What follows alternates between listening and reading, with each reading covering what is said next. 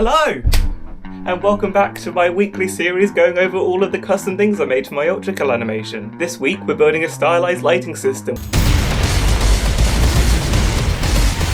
It has support for multiple colours, which is where a lot of the other solutions fall short, and limited level of detail with rounded edges which make it look more 2D. And to be honest, I also find this lighting system a lot more artist friendly, because I can change so many different settings for each colour individually and have it affect the entire scene at once. And you can have a shadow colour that's added on top of your lighting, so you don't need to worry about getting any lighting from HDRIs or fiddling around with fill lights. I'll also go over making the fog and using a weird technique to make it stylized and give you more control. There will also be a link in the description to my Gumroad if you want to support me and just outright buy the compositing setup, instead of following all these tutorials to make it yourself. Last week, we separated the base colour from the lighting using AOVs to focus on making it more stylized. If you remember, we also made the base colour of the shader white, which means we can edit the lighting however we want, and then recombine it with the stylized base colour later. And, while we're talking about last week, I made a mistake. I'm sorry. I did the vignette wrong. Just change these two and it should be a lot better. Right. Before we start, I decided it looks better if we use the alpha from the original base colour rather than the one affected by the Kuwahara filter. I don't know, personal preference.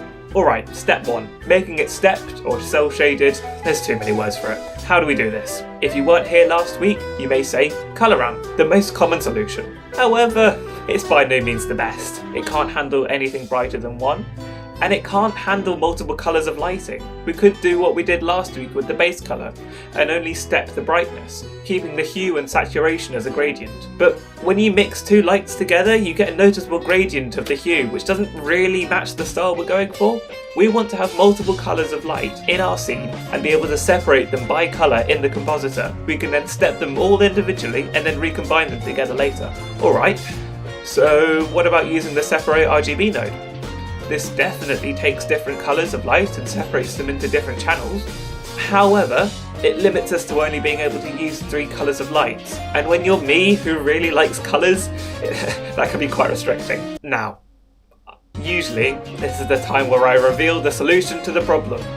And I spent several days trying to make my own colour space with more colour channels. It was a really interesting journey, but sadly it ended up being fruitless. I don't think it's mathematically possible to have more than 3 colours of light, separatable into individual channels that can also handle mixing of colours together and get the correct colours out of that are correct for the colours of light that we actually use, even if they're mixed together. If there's a genius, handsome, muscular, knight in shining armour mathematician watching this video who can prove me wrong, then I will forever be indebted to you and sing your praises for the rest of time.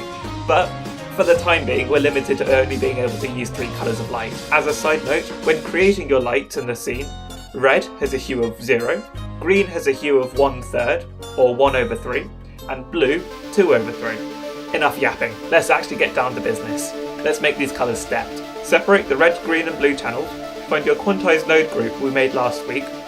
I forgot to get you to bring the power out as an output, so do that now, making sure it's the correct value here in the base colour, as we'll use a different value for the lighting. Yeah, I'm sorry about that. Last week I was a bit rushed and I ended up completing the video 6 hours after the deadline, so I did have to pay my friend 10 quid in the end. I will be more productive with my time this week, hopefully. Past me, who's writing the script right now on Thursday, is eagerly awaiting what excuse I come up with this week. Here are the insides if you need it. Set the power to 1/3. Now if the step's input is equal to 1, then you would expect it to only have 1 step, right? But it doesn't. So let's mix this with the lighting if it only had 1 step. If this input is 1, then we want it to be the 1-step lighting. But as the input increases to 2, we want it to fade into the lighting we have here. As mentioned at the end of last week's video, when things are perfectly flat colours without any gradient, it looks a bit off. So we can put in the option to have a slight gradient by multiplying the steps with an unstepped version. If we clamp it between 0 and 1, then there will only be a gradient to the darker brightnesses, and the brighter areas won't become too bright, as it would effectively be squared if we didn't set the highest value to 1. Make it 4 times brighter. For some reason, I don't know, I made this 9 months ago. I guess I thought it made it look better. Now, we need to give them back their hue. So multiply the lighting with, let's say, red. Right, teacher time. You may know this already, but when light hits an object, all hues apart from the one you're seeing get absorbed. The hue you're seeing is just the light that bounced off into your light and didn't get absorbed. My purple hoodie actually My purple hoodie is a horrible example because purple doesn't actually exist, it doesn't have a wavelength. But that's another matter, let's use a different object. Red objects will absorb all colours apart from red, and a blue object will absorb all colours apart from blue. Boo! Now, what happens if we shine a red light on a blue object? There's no other lighting in this room apart from the monitor in front of me which I'm reading my script from, but that's dim enough that we don't really care about it. What would the blue object look like? Will it still be blue? Will it be red? Well, blue objects absorb everything but blue light, and since there's no blue light shining on it, it will be black. Jesus Christ. It will be black, or at the very least dark, compared to the brightness it is a white light. Now, you probably know that white is all the colours in the rainbow. So what would a white object in a red light look like? Well, red is a part of white, so red light will bounce off. And obviously a red object with red light will still be red. Are you starting to see a relationship here? If we have a red light and a blue object, at the moment they have nothing in common with each other, so it will be dark. But if we introduce a bit of red into the colour, then it will get a bit brighter, right? Since they have something in common. So, if both have 0 red, then there won't be any red output. If one of them has 1 red and the other 0 red, then there's no red output. If both have 1 red, then there will be 1 red output. That's right, you multiply them together and you get the output. The reds are multiplied, the greens are multiplied, and the blues are multiplied. Or to cut a long story short, we multiply the lighting and the material colour together. Group this all and call it something like single channel editing, and duplicate it 2 times so you have one for red, green and blue. Then make group input for the steps, a factor for the slight gradient, because it doesn't look good in every situation, and the colour of the light. But hang on, wait a minute, we can put any colour into this. It doesn't have to be the 3 colours we started off with, red, green and blue. And that's one of the main benefits of this method, that you can just change the colour of all of these lights on a whim, without it affecting anything else in the scene. Alright, okay, we've got 3 colours of light, how do we combine them together? Well, we can just add them. If we shine 2 lights on something, it gets twice as bright. That makes sense. And now we've got the lighting, but the shadows are just pure black, there's no bounce light or anything. So we could spend a while positioning loads of different lights to get some fill light in there, or we can add to the lighting with a shadow colour. This will be the minimum amount of light in the scene, and then we do the same thing we did before with the multiplying base colour. Brilliant. Now, you may be wondering why I didn't add all of the lights together and then multiply that for the base colour. Well, okay, but what if we have a red object and we want to give it a blue rim light? Or I don't want my blue light to be discoloured. I want to add an option to only multiply the brightness of the base colour rather than the whole colour, and this should be editable for all 3 colours. So make a new input that will change this and plug that into a mix node. If it's true, then we use the multiplied hue version, and if it's false, then we want to use the multiplied by brightness image. Now you may be wondering why I'm using a map range node, when there are other nodes that could do this without having to clamp it down between 0 and 1. Yeah, okay, but if our material has a brightness above 1, then it's emissive. But if you have a light, and then you shine another light on it, it doesn't multiply together to make it even brighter. I mean, in real life, the emission from the material and from the light bouncing off would add together, but I don't know, I think it looks better not to do that. Not that this matters anyway, because I don't want the lighting to have any effect on the emissive materials. I've used 1.01 instead of 1, because if the object has a brightness of 1, then Blender gets confused if it's emissive or not and it flickers. And you're way less likely to get a brightness of 1.01. Next, take a look at this scene from Jujutsu Kaisen. Thinking back to what I've taught you, does anything stand out to you guys?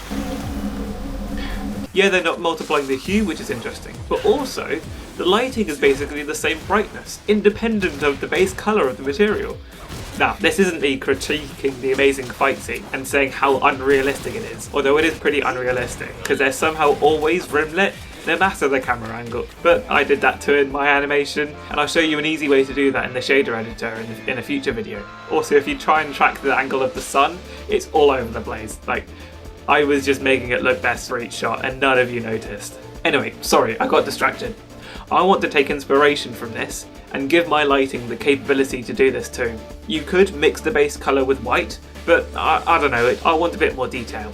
I just want darker areas to be brighter. Luckily, I'm not making this on the fly, so I already put in a map range node earlier. That's the real reason. I don't know why I needed to make it so complicated. If we set the min in and min out to be the same value, then we can cut off dark values and make them brighter. And we do the same for the coloured one as well, and then make this an input with a range of 0 to 0.1. Final step for the lighting is the level of detail. I went into more detail last week, but essentially real photos have a level of detail based on the pixel density, but 2D artwork is less detailed. One of the most fundamental techniques I use for stylized graphics is stepping a smooth gradient. The smoother the gradient, the rounder the lines around the steps are. So if we blur our lighting, then it will smooth out and simplify our steps. But it bleeds out onto other objects. If you guys are getting deja vu, don't worry, so am I. But this time, we're not going to be using a Kuwahara filter. I'm sorry, I know I've disappointed you guys. We'll actually use a bilateral blur node this time. It's like a regular blur node, but it detects changes in the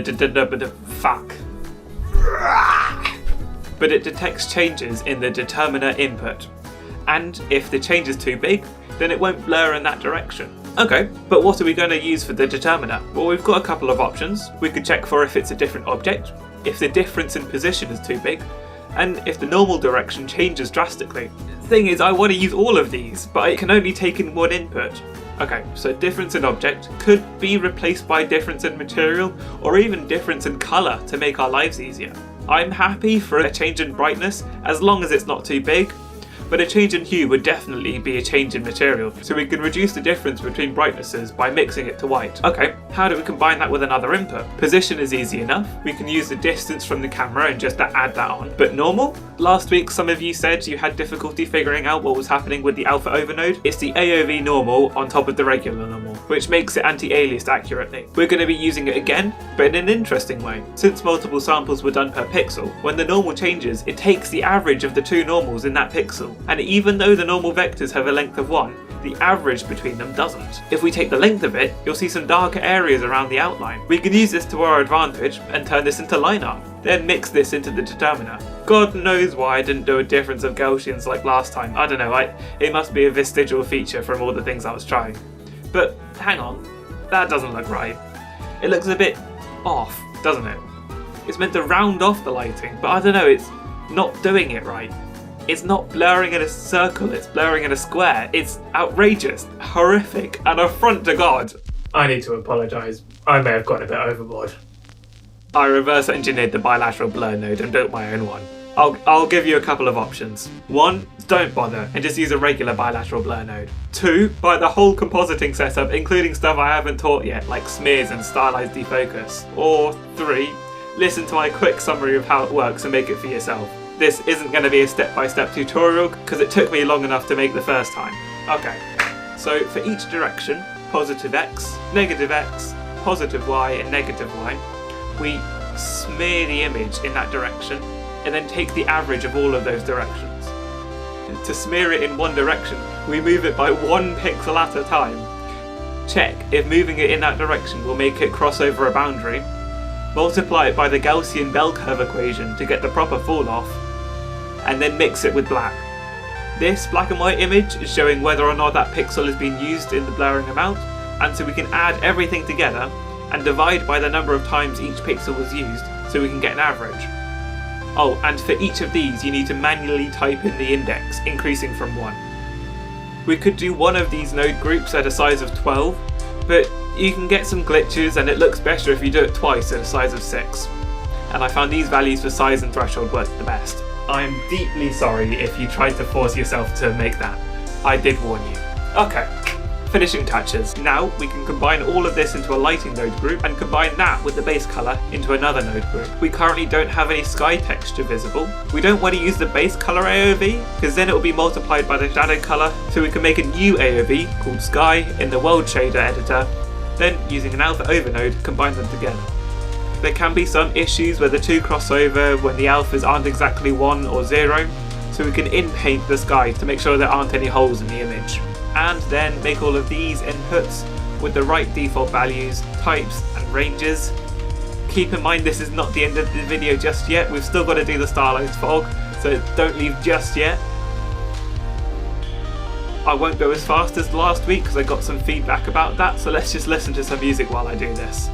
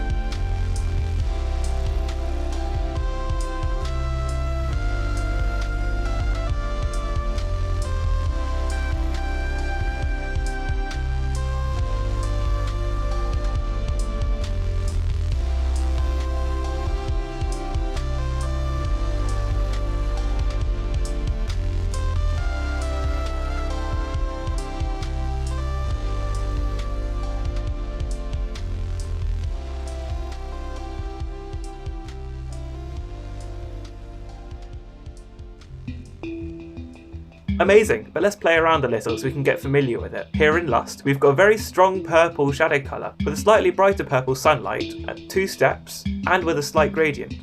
I sometimes use a golden light if I want to highlight V1 against the background, or when he's firing his weapons. Also at the start of the animation, I gave V1 this very harsh blue rim light, and since it's very thin I didn't want it to have many steps. I didn't want it to multiply the hue so it would stay blue no matter what the base colour was, and I wanted it to have a consistent brightness, so I gave it a minimum base colour value, but the slight gradient gives it some detail. Here in the corridor I wanted V1's wings to light up the wall and the floor, so I turned on ray tracing in Eevee. But it was a bit too noisy, so I separated that colour to blur it to make it less noisy. And I wanted the ceiling lights to fall off before they get to the floor, so they don't actually go down that far. There's a very strong dark blue shadow colour, and a dark blue light from the ceiling lights with lots of steps to get that detail in across the wall. I turned off the multiply hue just to make it look a bit less saturated and depressing, and with lighting with such a large gradient across the screen I didn't want the slight gradient as it would be too obvious. I turned down the brightness of the glow of V1's wings on the floor by just dimming this colour. I added enough steps so you could get some detail in as it's going across, with only a small amount of gradient. And there isn't any blue light in this scene. For the thumbnail I knew I wanted the floor to be completely black, but have V2 still have a shadow colour. So I made a new AOV just for the floor to mix the shadow colour intensity and the colour. I also did something quite interesting where I only wanted such strong glare on one colour of light and not on V2's wings. So I put in a glare node in the middle of this, so it only affected this colour of light. Isn't that cool that you could just do that? Okay, amazing. I did lie though, there is another quick node to do before the fog. I found that if one object was in front of another, the Kuwahara filter kind of blends them together, so I wanted to sharpen the difference up a bit. Make the outline of the object in front lighter and the one behind darker. Do a difference of Gaussians on the depth. You can see that in the far distance, if a surface is very nearly in line with the view of the camera, the change in distance per pixel is quite big, so it causes unwanted lines. We can fix this by only allowing lines where there is also a change in normal. We can use a similar method to what we just did before, and then dilate it to make it look thicker. When we blurred the distance, the values on the object in front increased, and they decreased for the object behind. So when we subtracted them, the object in front gives positive values and negatives for the one behind. We can use this to our advantage and map the range of the positive and negative values separately and then add them together. This value will change the brightness behind, and this one the brightness in front. We don't want any effect on the sky, so mix to 1 if the sky alpha is 1. Multiply this with the original image, group it, bring these out as inputs, and then set the default value.